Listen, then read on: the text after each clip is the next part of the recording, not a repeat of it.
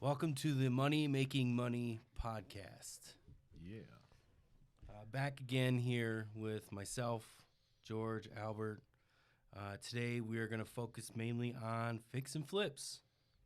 So, George, why don't you go into telling us what a fix and a flip is? Okay. We're going to get into this right away. I like that intro, man. That was really nice.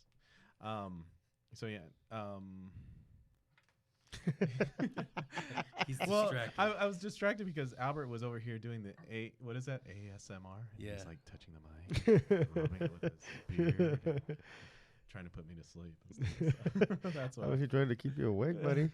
Yeah. Fix and flips. Real simple. I guess the theory behind a fix and flip is very basic, right? You get a house that's messed up, and you're putting some work into it, and then you're going to end up selling it for a higher price. Okay. So all of it is going to be dependent on the market conditions, the quality of the house, the repairs that are needed, and so on, right? What we found, though, is that the things to cover, I think that there's enough information out there on the websites that you can look up what in detail is a fix and flip. Yeah. The reality of it is that you want to, if you're new to the game, right, you would want to do something that doesn't need a lot of repairs. So as an example, just basic numbers. If you have a home that's $200,000 and that's worth $200,000, you're buying it at let's just say $150, and you know that if you put in $10,000 to $20,000, you'd be into it for $170, and you can push the value to $225. Just as a quick example, just those kind of numbers, that's something that's feasible, and that's not going to work for every market, right? But just in general numbers, you don't want to spend a lot of money on things. So $10,000 to $15,000, depending on what market you're in, is just going to be simple flooring, maybe some paint, and we're talking about like small single family residences, right? So those are just kind of an idea, right? You don't want to get into something that is too crazy, like major holes in the wall. There's foundation issues. There's Electrical issues, plumbing right? issues. I mean, I think every a lot of times you get into them and you don't know. You don't know what you don't know. Yeah, you don't know what you don't know. You try to have. I think everybody's got different criteria to what fix and flip is for them, as far as the the spread, the margins. We typically try to do at least, it has got to be based on comparables, at least 70 to 60% of the value of the home. Really? That gives you a good, if you can get more than that, that's awesome. But that gives you a great point, I guess, to start from. Yeah. Well, you'll be pretty much be able to make the repairs and still have some profits. Where is your ideal location to search out for a potential fix and flip?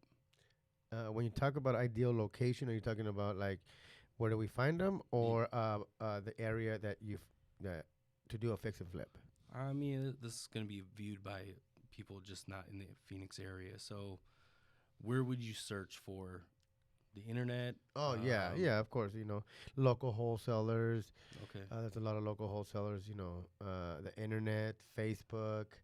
There's a lot of. So that kind of circles back a little bit to your network, maybe. Yeah, and that's what I was gonna say. Is like there's a lot of networking workshops that go around. So attending those is very helpful.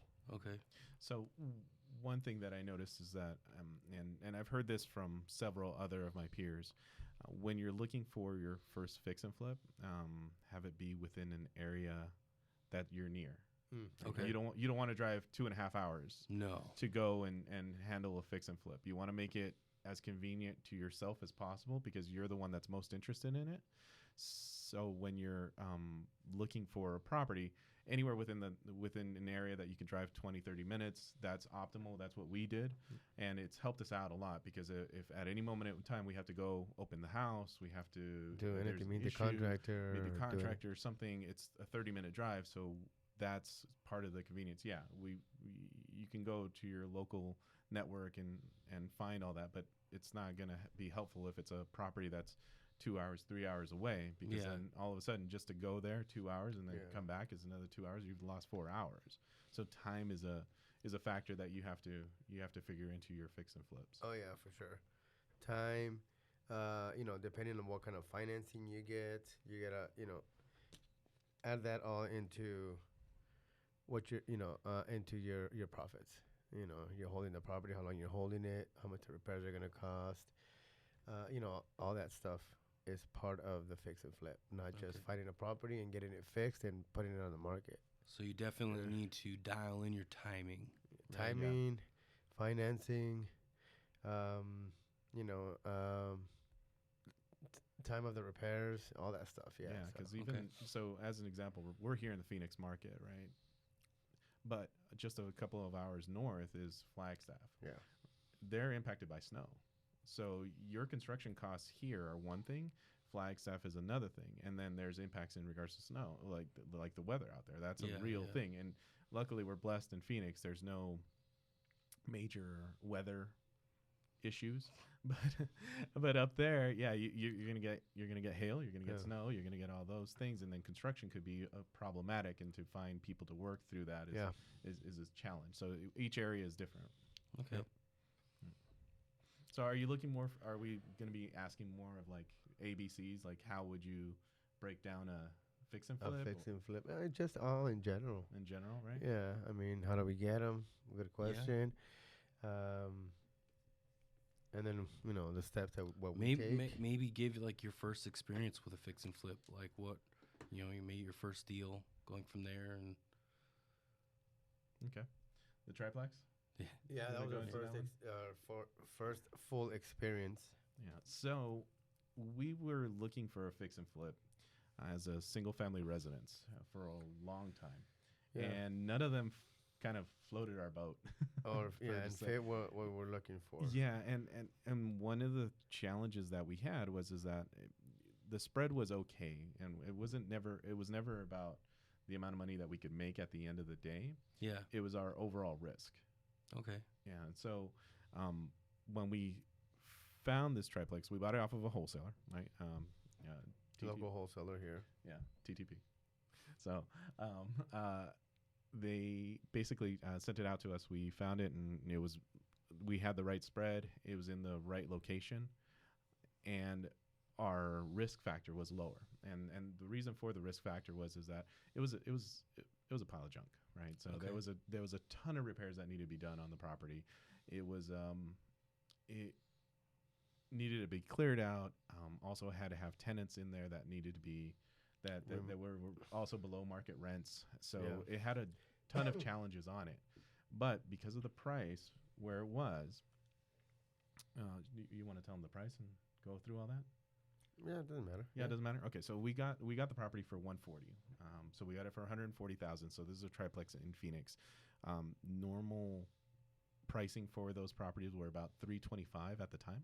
Okay. So we bought it for $140. So we're already below 50% of the value.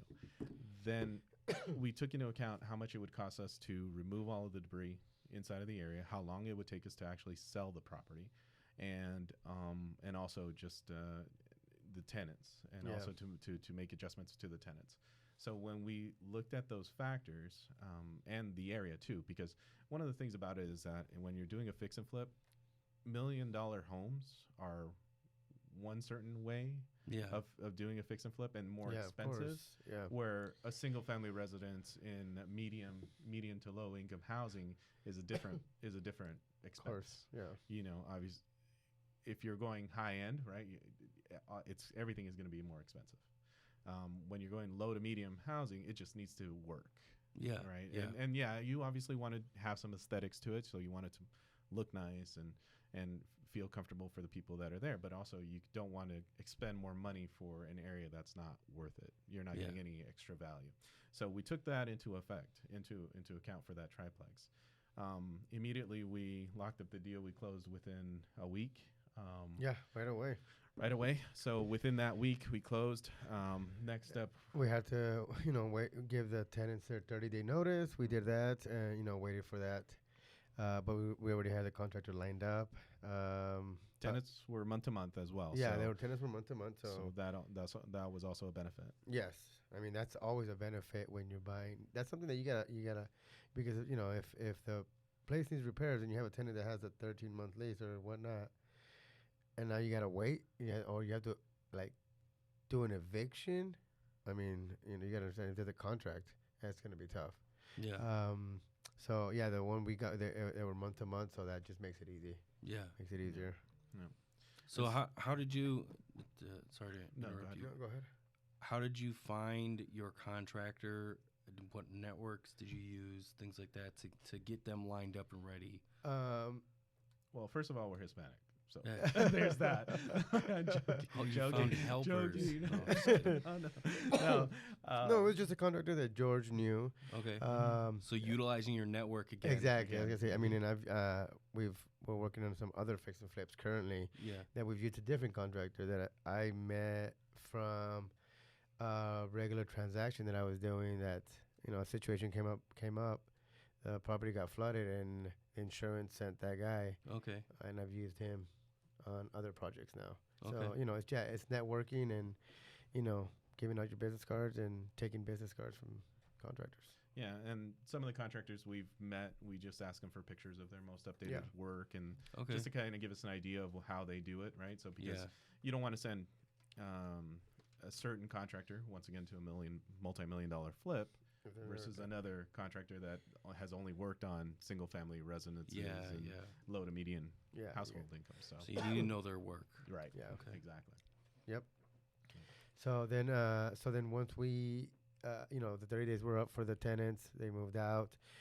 Then we were looking at all everything in there. We were going, oh my God. I mean, because the tenants that were living there, one of the tenants was living there for a long time, and he had,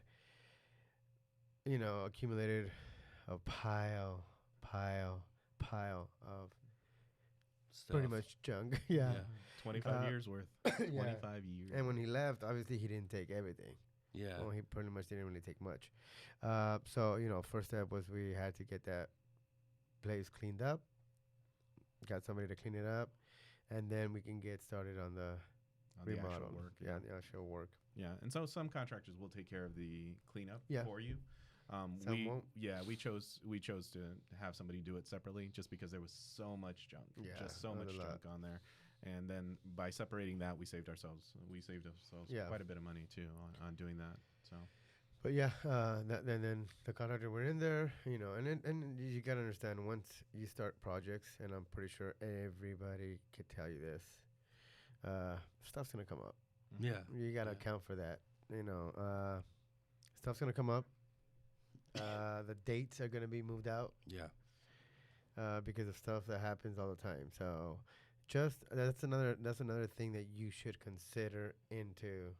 So maybe giving yourself like a pad. So if it does cost $10,000 for the repairs, 10-15% additional on top of that, saved. Time with that time as well. You want it to be done in a month, maybe estimate for a month and a half. Okay. For anything that's gonna pop up and everything. So so that's CapEx, or whenever you purchase it, it's CapEx, and you have to account for time for your holding costs, CapEx for that time. You have to have CapEx as well for your expenses as well, and problems happen. So in particular on this particular flip, there weren't any cabinet drawers in the kitchen, and then they had all kinds of had all kinds of issues on for the plumbing, right? Remember when he had to get the plumber? He had to go up to the roof. That was already after. Yeah, that was after. Afterwards, but we didn't know about it. Yeah, but we didn't know exactly. That was already after it was done. We had got new tenants in there, and had put it in the market. So but it was stuff that that happens when you own when you own properties. You know? Okay. Can we put before and after pictures on links down below or something? Yeah, I'm sure we can. Yeah. Down. Yeah. I don't know. Check up there. All I see is George. I don't know what to do with my I hands. don't- right now. No. What do I do? Okay, so that was a good experience for us actually. So Yeah. What did you take away from the experience that would help you with the next one? I think the biggest is actually what I was just said at the end is capex. Mm-hmm. You know, Okay. expect the unexpected, man. It's gonna happen. So if you prepare yourself for that, So ga- is CapEx basically that? It's That's the unknown. yeah, the Yeah, unknown, it's the unknown. exactly. Yeah, Yeah. you know, so like 15-20% extra on the repairs that you're estimating if you have Yeah. that, and time as well. Yeah. If you add those into the calculation, and you know what your profits are going to be and all that stuff, it's gonna be a lot much better. okay. So on that particular project, we took down the property ourselves. We had a third-party investor that that created a note, and you know third-party investor, they lent us the money for the repairs. Mm-hmm. Okay. Right. So total repairs that we put into it was probably close to 20,000. Yeah. Physical repairs were about 15, but Mhm. there was another $5,000 that we just didn't like. Yep. We had it. We had the money backed up for it for capex, but we still had to spend it. You know, and it was either holding or it was because of something Yeah. that needed to be repaired prior to the tenants coming in and so on. So Yep. when we looked at the deal, the thing that caught my eye was when we fixed it up, and the good thing that I took from that property was when we actually fixed it up, before we actually sold it, we had money coming in. Mm-hmm. That was great. Like Yeah. we rented out the 3 units, and then immediately money came in, and it Yeah. helped offset the cost for the payments and Yep. for other things. So we And were you like, put that yeah. was at market rents then at that point because of the Yeah, by the time improvements? we did it, yep. Yep. Right. And Yeah. so since it's a triplex, it's viewed a little differently from an appraisal view. Like one thing is what the property is actually worth, but since it's an income producing property, Yeah. the money that it actually produces determines its actual value. Yeah. Right. So we could have easily sold it. And so you want to go over the sale numbers, yeah. right? Yeah. So based off of our values, we were getting that it could sell at 325 if it was in pristine condition. Yeah. Right? We didn't make it pristine condition. We made it good enough so where it's usable, accessible, it was clean Livable. and livable, Yeah. and the people would be comfortable in their surroundings. So Yeah, yeah. we got it to where the level of the market is. And so Yeah. when we did that, we ended up getting a couple of offers. We posted up at 285? 285. 285, yes. So we got it at 285, and we ended up getting a contract at It was how much? we ended up selling it for 250. 250, yeah. So Yeah. basically 140. We were into it 250. for 170 total, Yeah, we and sold it then for 250. Yeah. Yep. So that's kind of our numbers, right? And so that was off the of it. final number of 250 was the final Mhm. number. That was the final number. So, Yeah. and it was just a cool learning experience. Yeah, it was. It was awesome. We learned a lot of what What to do, what not to do. what not to do, who to trust, who not to trust. Get and- your you know, right. and I know, and when you're starting, just one thing I would say is get ready to get your hands dirty. yeah. Yeah. Yeah, you know what I'm saying? Once you've done quite a bit of flips and you're out there and now you've had excuse me, you've had your set contractor that you use all the time that you don't have to do that. I would say, just be ready because, you want to get that place sold and you'll do whatever you got to do to get it sold. Yeah. You want to meet your time guidelines. You Yep. want to meet. Right. And what's funny was when we bought the property and we automatically started doing the cleanup, they filled up the bin, Mm-hmm. right, full of the trash that was in there, and they took it away, cleaned it, brought in a new bin, and then we looked at the trash that we had left over. And then the bin got full again. Yeah. We were like, wait a second, what happened here? So it seems like somebody else had put, like Oh, yeah, they neighbors had put thrown in trash There was a inside of big our old- bin. There was a big old couch in there. Yeah. That wasn't ours. That Right. was in there. Oh yeah. Yeah.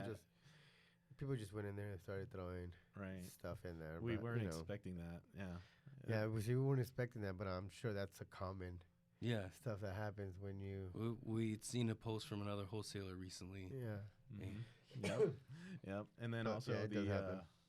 there was a somebody had broken into the Oh, property yeah, as we well. got The wow. squatter. We had a We have squatter. some squatters. Yeah. Yeah, that happened too. One of the side windows under the carport was broken, or he broke it or whatever. Came inside and then just opened it up or whatever. We had to get him out and stuff. So Yeah. So expect the unexpected Yeah, for sure. yeah. Oh yeah, Yeah. for sure. Oh wait, how about what's his name? Bob. Bob. You don't even remember Bob. So Albert, right?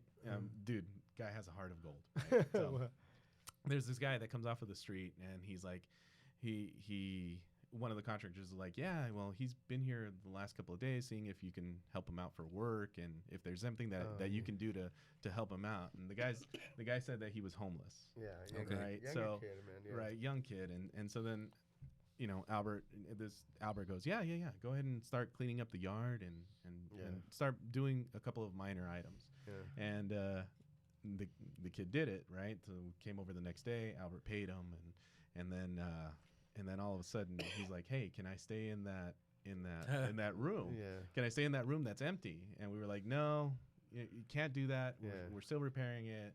I Yeah. understand you're homeless, right? But we can't take that liability right now, especially since it's being under construction, right? So fast forward 3 days down the road, right? And we made the assumption that the contractor was kind of supervising him. Kind of supervising him, and then the contractor calls us up and he's like, "Hey, this guy's inside of that unit." And we're like, "Wait, what?" Yeah.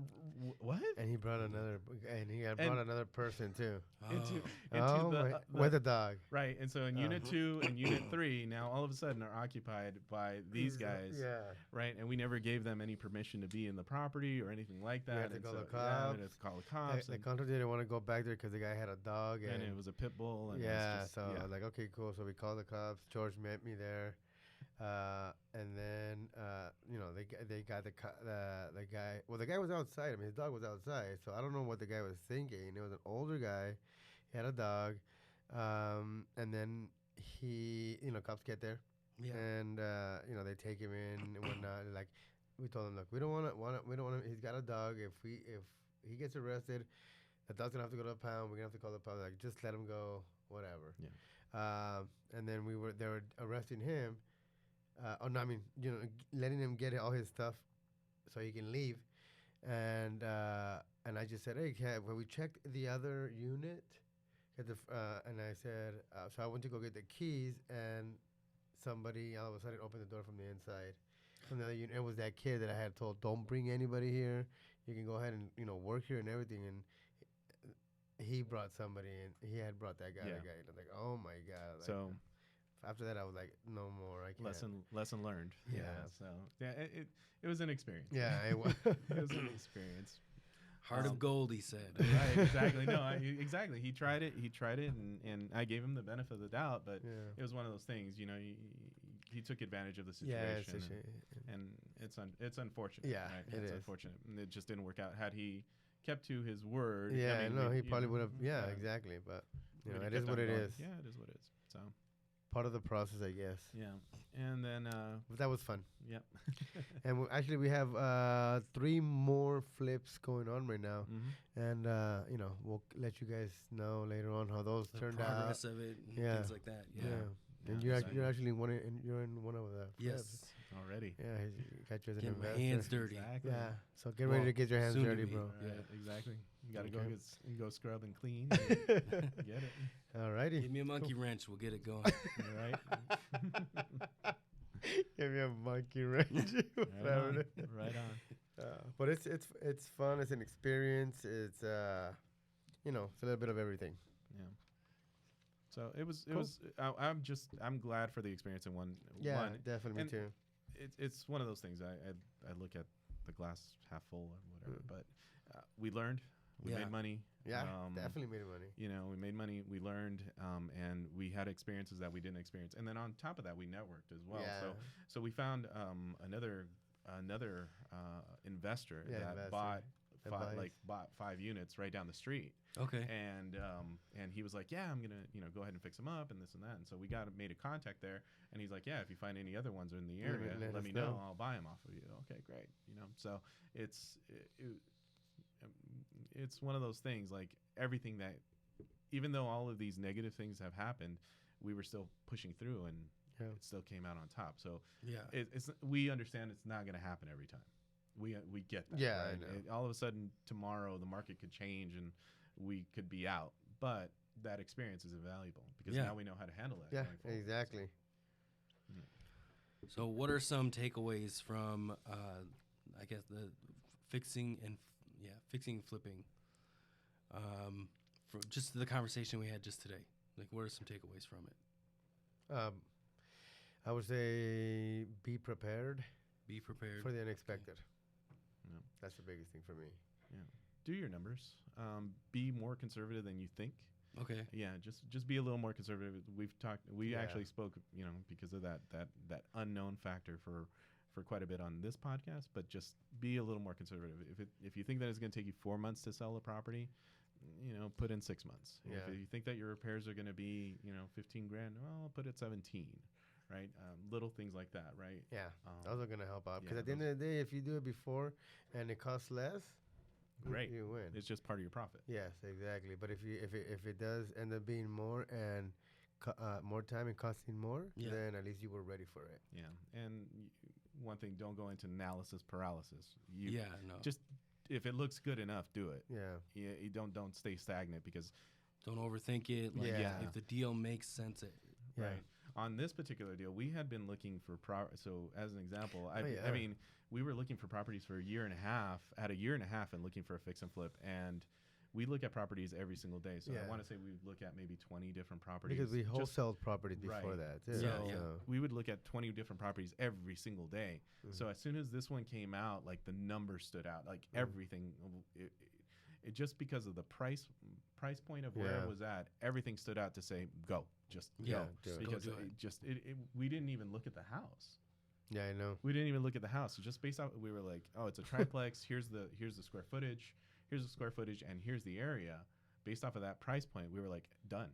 Yeah. Because even if we had to go in $50,000 on our repairs and our holding costs, it still made sense. Yeah, exactly. We got it way below value. Yeah, way below value. nice. So price is key. Cool. So for people that are listening to this or watching this for the first time, with your experience of that flip, how is it different from what they see on TV? Like the Las Vegas flip guy, Armando in Texas, things like that. Well, I think it all depends also because we were new to the fix and flip, and that was our first project. So,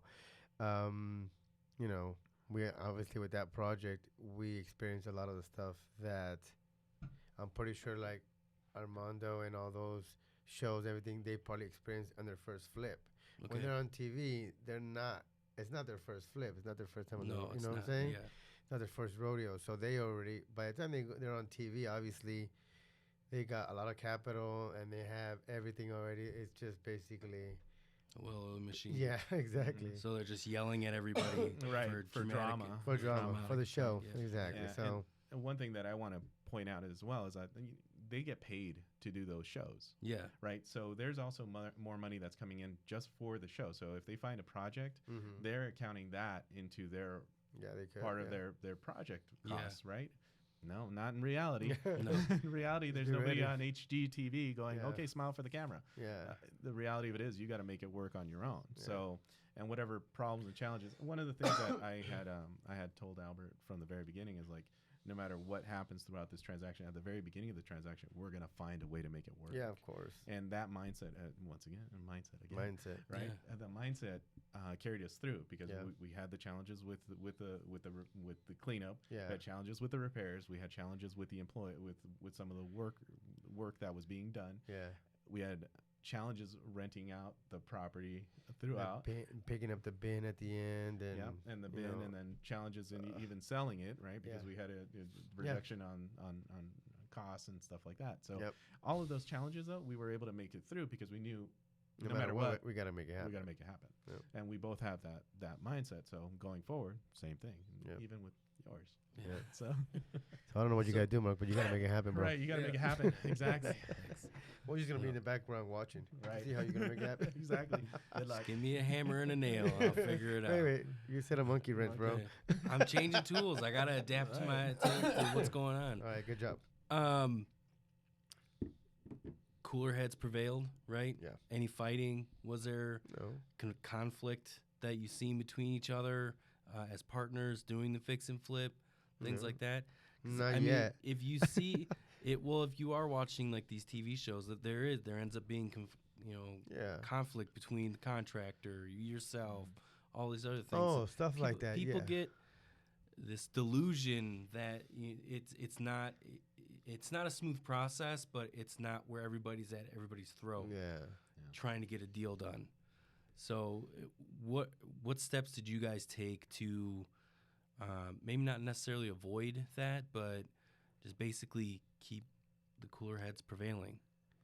during the With process? ourselves as partners, I think we were just from the beginning. We were on the right mindset. Is take it And down, and get it done. get it repaired. Whatever it takes. Yeah, whatever it yeah. takes. Exactly. Get it repaired and then put it on the market. And then how about yourselves with your contractor, Eh, contractors? with that contractor, a couple little things. Nothing major. Yeah. We didn't get to choose the paint, which Yeah. that was what bothered me. I'm like, Yeah. we hired him and he automatically started painting. Painting it. Yeah. Luckily, the paint was not It not wasn't bad. Yeah. but one of those details, right? We're Yeah. brand new. Yeah. But he's like, okay, I'm going to start the work on Monday, and then, okay, who Yeah. chose the paint? Yeah. So, Yeah, but little things like that. But like I said, I mean, some of the things are like, oh no, well, we can't do this because we can't just do this. We gotta repair this before we even do that, and that wasn't calculated into the expenses. Okay. And it's like, well, isn't that your job to know that stuff? So you do give us a final number, and we're not doing this. But unfortunately, like I said, you gotta be prepared for that stuff. right. And the reality was we both agreed on that contractor. Yeah. Okay. So it's not my fault or Oh, no. his fault or anything like that. Now we're already into it. We already chose the contractor. We're beyond that. Yeah. Now we just got to fix the issue. Yeah. So at that point in time, okay, how long is it going to take to move forward? Yeah. Because that was the whole goal. Is like, okay, so we're going to grab this property. Eventually, we had a couple of different exit strategies. We ended up settling on selling it, but the whole point of it is, okay, how do we move forward, right? Yeah, let's Any get it issue that done. came up, okay, let's fix it, move on. Yeah. Fix Yeah, it, move on. yeah, Fix it, yeah. move on. Yeah, you And don't that's- dwell on it. I mean, you dwell on it, it's just Yeah. it doesn't help anybody. Right. No. Exactly. We can't go. Whose fault Yeah, is no, it? it doesn't matter. Doesn't Just get solve it the done. problem. Yeah. It doesn't Getting help in the situation. getting in a heated argument with any of your partners isn't No. going to solve, No. whether it be your contractor, whether it be your business partner, whether it be. Right. So that's Yeah. one thing for someone that is going to be jumping in. You're watching this years from now or whatever. Keeping a cooler head Yeah, will help you definitely. get through the deal that much smoother. Yeah. Now you guys mentioned evictions. How did you handle that? Or Well, maybe not. Yeah. How did you handle it? Maybe give some advice for someone who's gonna have to go through that also. And I guess that is what it's an eviction what we did. I mean, Yeah. I guess I see eviction like a bad thing, but we just we You met with asked the them. tenants. Yeah, you we gave them their 30-day notice. Yeah, we gave them the Yeah. 30-day plus notice. Yeah. So let me just start ahead. from the beginning. So yeah, we had to evict the people that are in there, Yeah. but we're not. I don't want to make us look like bad guys. They were living. No, in, I didn't- they yeah, were I didn't mean it that way, but- understood. But also, Yeah. anybody listening to this is going to be like, wow, what a bunch of a-holes. They just kick people out. This is part of It the doesn't- business, folks. Yeah, Well, it I is. understand, but there's a reasoning behind it, right? Yeah. So it seemed like they were hoarders, right? So they couldn't walk around so the back 2 units, they couldn't walk around in it. Yeah, that guy. There was health and safety hazards there. They should not have been living there. Yeah. So that's one of the major issues. Like that inside of the front houses, there was probably an infestation of roaches.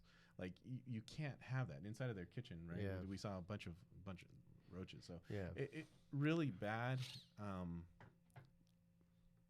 living situations. Okay. So that it was a really, really bad living situation. And I can't. If you look at the photos, hopefully we'll be able to post them. If you look at the photos, you'll be like, oh yeah, I see Oh, why. yeah, I mean, So it's actually better for the tenants that are in there to find another place to live because that place was not inhabitable. Yeah. It just you can't live there. Yeah. it just seemed like the previous owners, they had it for a long time. They didn't really care anymore. Yeah. I They don't were just think collecting anything- their money. Yeah, they was, exactly. And even though they were below market rents, way below, it's understandable why, because those they were just There's no way. no, that was a mess. It was like God. Yeah, the guy in the person in the back in the duplex was renting both duplexes because on one duplex the shower didn't work, and then on the other one something didn't work, so he had to use both duplexes too. Mm. So and the owner obviously was just like whatever, you know. Yeah. Yeah. So So how did you handle it? nothing. I mean, we spoke to them. We let them know, you know, that there were too many safety You were hazards. open and forward with them. Oh yeah, of course, Of course. And we told them, you know, we're not just gonna evict you. You know, here's we're giving you. You know, if we got it at the beginning of at the middle of the month, you know, we did actually get a month and a half to move Okay. out. So we give everybody more than enough time. Yeah. And that's time that we ourselves have to calculate into our expenses. Yeah. You know, but yeah, we always give everybody. We don't just ever just kick anybody out. Of You course didn't- not. you- No, You're no. not. Yeah, You're it's not not- out on that's the not the way. street. You gotta No, go. we get, you know, most of the times it's more than 30 days because I'm personally myself, I don't give them the 30-day notice until the before the first day of the month. Okay. So before the first day of the month, I give them their 30-day notice till the end of the month. So if I get the property in the middle of the month, they have Yeah. those 15 days still, and then plus their 30 days that we give them. Right. So one of the things Arizona laws here are favorable, right, to our setup here. Okay. So here it's just a 30-day notice, and then after the 30 days, if for any reason they don't oblige to it, then all of a sudden they get a 5-day notice, and then they're we just go to the sheriff's office and they'll evict. Okay. It's not a difficult process. I know other states have all kinds of different legal issues in regards to that, right? So, but here it's favorable. So that's kind of how it is. When we got the property, we had the conversation with them, and we told them, look, do you think that this is a good place to live? Right? They're like, yeah, the owner never repaired any of the items that I needed on the house. Well, how long ago was that? That was like 10 years ago. Well, okay, so right, based off of just even the conversations, this is look at what we're looking at here. Yeah. Would you live here? And Mhm. the answer always came back like, no, I wouldn't. Right? Okay, so then let's find you a different spot, or let's we're gonna fix this up. And Yeah. so at this point in time, you're aware that this is not a place that would be suitable for where you should live. Yeah. Let's make progress towards fixing that. Okay. Cool. All right. Well, let's wind it down. Cool. Okay. Thank you for having us, Mark. Just kidding. Until next time on Money Making Money Are we Podcasts. Doing the sign off? Yeah, go ahead. Okay. So what? No. Oh, am I? I'm asking. No. Okay. So brought to you by Cash Now Homes. Buy or sell your home fast and sell your house in less than 7 days. Call 602-975-3920 or go to cnhphoenix.com. And we're making your home goals possible. The Expanse Real Estate Team, looking for your next dream house to buy, sell, or contact the Expanse Real Estate Team at gmail.com. If you're looking for a studio or to record a podcast, stand-up act, write a joke, or special social media, contact Absurd Broadcasting at gmail.com for special prices and to schedule. Cool. Thank you, sir. Thank you, sir.